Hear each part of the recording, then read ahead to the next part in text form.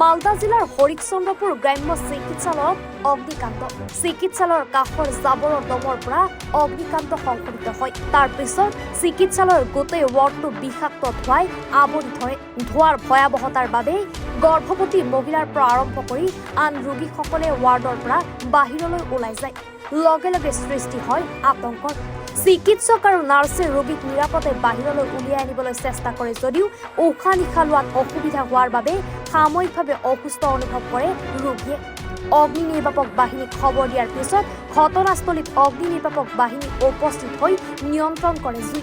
অৱশ্যে ব্লক স্বাস্থ্য বিভাগৰ তথ্য অনুসৰি চিকিৎসালয়খনত জৈৱিক বিজুলী ব্যৱস্থাপনা আছে। তাৰ বাবেই জাবৰ উলিয়াই নিয়াৰ সময়ত বিভিন্ন ঠাইত সিঁচৰিত হৈ থাকে। সেই অঞ্চলত কোনোবাই ধূমপান কৰি থকাৰ বাবে এনে কাৰণত জুইৰ সূত্ৰপাত হোৱাৰ সন্দেহ কৰিছে একাংশই। চিকিৎসালয়ৰ সকলো ৰোগী সুৰক্ষিত বুলি জানিব পৰা গৈছে।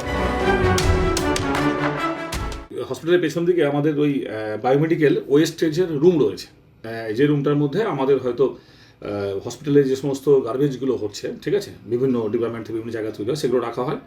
আমাদের নির্দিষ্ট সময়ে আমাদের গাড়ি, যারা বায়োমেডিক্যাল ওয়েস্ট ম্যানেজমেন্টের জন্য যারা আছেন এন্টাইটেলড, তারা গাড়ি নিয়ে আসেন এবং সেগুলো কালেকশন করে তারা এখান থেকে নিয়ে চলে যান। তারপরেও কিছু হয়তো গার্বেজ হয়তো স্টক হয়ে যায় বা কি জমে থেকে যায় কখনো কখনো অল্প স্বল্প। তো ওই পেছন দিকে হয়তো একটা বিশেষ এরিয়াতে হয়তো কিছু জিনিসপত্র জমেছিল, কেউ বা কারা হয়তো কেউ হয়তো স্মোক করেছিলেন, করে সে বিড়ির টুকরোই হোক বা সিগারেটের টুকরোই হোক, হয়তো কোনোভাবে সেখানে পড়ে গিয়ে একটা কন্টামিনেশন হয়েছিল, গিয়ে হয়তো একটা ধোঁয়া সৃষ্টি হয়েছিল।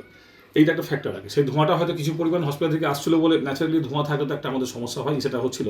যখনই আমরা জানতে পারি আমরা একদম প্রম্পট অ্যাকশন নিয়ে, মানে তাড়াতাড়ি করে আমার সমস্ত অ্যাকশন নিয়ে আমাদের সমস্ত স্টাফ সেই ধোঁয়াটাকে নিভিয়ে আমরা উইদিন 5 থেকে 10 মিনিটের মধ্যে সেই ধোঁয়াটাকে আমরা কন্ট্রোল করে দিই।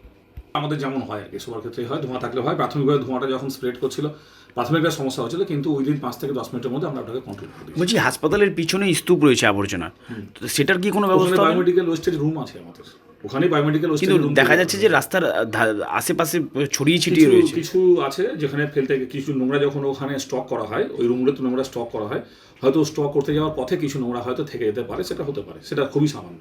ম্যাক্সিমাম নোংরাটাই হয়তো ওই আপনার বায়োমেডিক্যাল ওয়েস্ট রুমে রাখা হয় এবং সেখান থেকে যে কোম্পানি আমাদের সঙ্গে এন্টাইটেলড আছে সেই নোংরাগুলো কালেকশন করার জন্য, তারা নির্দিষ্ট টাইমে এসে সেই নোংরাগুলো কালেকশন করে নিয়ে চলে যায়। কিন্তু সেখানে দেখা যাচ্ছে যে পাশে একটা রাস্তা রয়েছে, সেই রাস্তার ধারেও কিন্তু সিরিঞ্জ পড়ে থাকতে দেখা যাচ্ছে, আরও বিভিন্ন মানে সেটা হওয়ার কথা না, সেটা আমরা দেখে নিচ্ছি ওটা কী ব্যাপার আছে। আর এটাও ঠিক যে ওই আপনার ওই বায়োমেডিক্যাল ওয়েস্ট রুম আমাদের লক রয়েছে, যদি আমরা লক করে রাখি ওটা, তারপরেও যদি কোনো জায়গায় কোনো ক্ষেত্রে এদিক ওদিক হয়, তাহলে সেক্ষেত্রে অনেক সময় কুকুর বা বিড়াল কখনো কখনো কিছু কিছু নোংরা মুখে করে এদিক ওদিক ছড়িয়ে দেয়, সেটাও একটা কারণ বটে।